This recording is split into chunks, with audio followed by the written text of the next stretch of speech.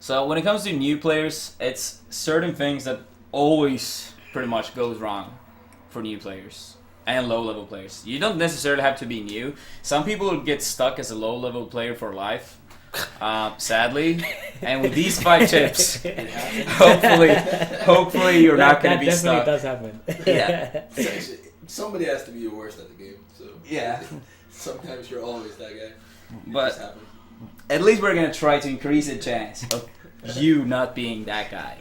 So one really important advice for new players, I would say, is stick to one character. A lot of people try to divide their time into multiple characters, which is normally a bad thing because it's so many things you need to learn in Melee in the first place, in terms of neutral game, punish game, and stuff like that. And if you divide your time into multiple characters, your progress is most likely going to be way slower. I've seen this plenty of times over the years. The one thing that triggers me even more, though, when it comes to people playing multiple characters, is that they have like their demon in their local scene, and instead of trying to actually become better than that person, they're like, oh, this person happens to be horrible against Falcon. I'll play Falcon. You might win against that person, but it's such a short-term thinking. The quick term, I want to win. I don't care about anything else thing. Like, they want to win that one set. Yeah. But then they talk about the fact that they want to become much better. Yeah. So like, 100% true. Do not care about matchups at low level. Like even like Peach players don't care about the puff matchup. Like it's not like you don't lose at low level because of the matchup. You lose because you're too bad. Like that's the reality of things. I was there as well. I lost because I was horrible. I didn't lose because the matchup. Like I played Marv early on in the day. I didn't lose to like, let's say, Sheik players or Falco players because, oh, the matchup is not good enough. I lost because I'm horrible. So yeah, I would say stick to one character, and especially do not try to cheese people with like matchups they don't know. Like in the long run, like do you really think you can do that against 2,000 people? Like good luck. So yeah, stick to one character. Another thing I would say is try to be open-minded. This is a huge flaw with humanity, period. To be honest, like let's be real, it's a huge problem for humanity, period. People have like these rules for everything. They think they know everything, and that's rarely the case. So always try to be open-minded, even if you have done the same thing for multiple years. Still, like a lot of times we come to wrong conclusions for the wrong reasons. And a lot of times, like, the meta might change, new things being discovered, which means that new things are, like, not equally as relevant anymore. So always try to be open-minded, really important, and be willing to listen to people. Like, if someone that is worse than me tells me something about the game, like, right now I might be able to tell pretty fast if their advice actually have any sort of, like, important impact at all or not. But early on, like, I remember... in like 2007 and 8, sometimes I was even reading like YouTube comments and stuff, and I was like, most of this stuff was shit, but you know, once in a while you might have seen like a good advice or two, and you're like, maybe I should test that out. Like, I haven't tested it out myself. How can I know if it's good or bad if I've never seen and never tried this? So even if you have someone in like your local scene that is ranked lower than you, they might have something important that you could learn from. So try to be open-minded, even if it's someone better or worse than you. Like, don't have too much pride. Another advice is also work on your movement. And this one is so important. Yeah. It doesn't matter if you're the smartest player on earth. If your movement is trash, you are trash. I literally always tell people, it's like trying to play high-level football or basketball and you can't dribble the ball. But you want to get good, but then you can't dribble the ball. It's like... Well, you're not going to get good if you can't actually move around and do what you need to do in the game. So, yeah, that's like super important, basically. So. Yeah, really important. And I would say work on like the more, how do you say, like certain things in the game is way more important than others. Another thing I also get pissed off at is seeing all these Fox players that can do like 10 multi-shines and they don't know how to like L cancel properly. Don't be that guy. Definitely. Don't be that guy. So work on the important stuff like L cancel, like your like shuffles, wave land, wave dashes. Keep it simple early on, and then eventually when you become good, you can like add, you know, one more thing and one more thing. But never go for like these, like 10 shines and stuff. As I said, don't be that guy. But work on your movements. Like, it's so important in this game, regardless of what character you play. And advice number 4, also extremely important, especially for people that do not have access to a lot of great players in their area, is to analyze your own matches. This one, you can learn so much from this. I don't know how many times I've heard like, oh, I suck against Marth because I don't have a Marth in my area.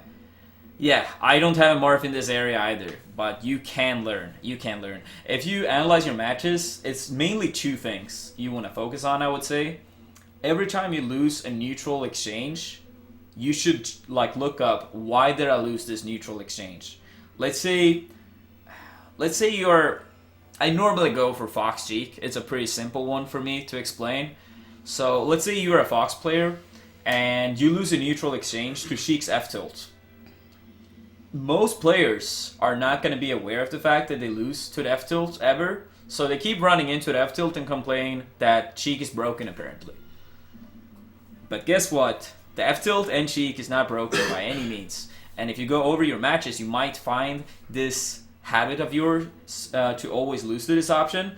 So if you break it down and you see like, oh, I lose to F-tilt, then you should start thinking, what could I have done instead to beat this F-tilt? It's quite a few options you can do this. One thing you can do, for example, is run up, wave dash down, wait for the F-tilt to whiff and then go in. You can dash dance, go in once it whiffs. You can full hop drill over the F-tilt. So that's 3 options. And then if you want to be extra pro, what you do then is that in before your wave dash down loses to whatever the Sheik can do next, you should already try to analyze that next. So if you know that, oh, I'd like to do wave dash down, wait for F-tilt to whiff, you should already know that if the Sheik reads that, she can just go full aggro with dash attack, with grab, and so on. Melee is basically like the most advanced rock, paper, scissors you will ever play. So always try to be like one step ahead. Like analyze your neutral exchanges, what did you lose to, and what should you have done instead. You can learn so much from that. And we have seen multiple players in the history of Melee being very successful at this. PPMD, Craigasm, for example, is really good at this stuff. Liefeld is another player really good at analyzing matches. And yeah, the second thing you should analyze is your punishes. Every time you drop a punish, most likely you could have extended it way further. And that's when you have to ask yourself, what could you have done instead? A lot of times, people, what they do wrong in punishes is that they are using the wrong move entirely. A good example for Fox here as well, for example, is that if they have someone on like a side platform, they do backers at like 40. It leads to nothing. You get nothing. Why would you even do that? Like upper, for example, leads to a shit ton of things. So often when it comes to punishes, people are using the wrong move in the first place. And that's why a lot of people's punish game sucks. So yeah, go back, watch, and as soon as you get hit, try to figure out why you got hit and what you could have done instead. Every time your punish ends, try to figure out how you could have extended it. Yeah, a lot of time people wanna, as obviously people should do it, but a lot of time people ask for advice because I think they want a shortcut to getting better. But they don't, like, what people don't understand is, if you actually learn to understand the game yourself, it's like the biggest like boost to getting really good really fast, because people can give you advice and you'll probably implement it, but you won't learn the tools to actually get around other situations, which is what you need to get good at the game. So becoming good at analyzing the game and finding options is pretty much key to getting pretty good at this game. Like it's fine to ask for advice, but you really do need to gain the skills to analyze games and just look at stuff and try to find options to actually move forward in Smash. Otherwise, you're just capped at some point. So yeah. Yeah, I totally agree, and that's why we can see like a lot of top players easily pick up a new character, because they already have that mastery of the game where they can break down neutral and punishes, even for new characters. Yeah. But yeah, this one, also really important. And yeah, last one for beginner advice is play to learn, don't play to win in friendlies, especially early on. Way too many people take pride in winning every single friendly. Twitch chat, sorry, I have to put you on blast, is a perfect example of people always keeping track of friendlies. Like, oh, what's this set count? It's not a set count. You should play to learn, not play to win. Most of the time, at least. Like, if it's right before a tournament, then maybe at times play to win, like shorter periods of time. But it's way more important walking away from a session and knowing that you learned a lot of things, so you have a higher chance of winning in tournament, than to win the most friendlies, you learn nothing, and you have a lower chance to win in tournament. So put that entire mentality of winning every friendly behind you. It doesn't matter. Like, let's say I win every friendly for 5 days against like the top 5, and then I get double 3-0'd by like, 2 of the top 6. Did it really matter that I won every friendly if I lost in tournament?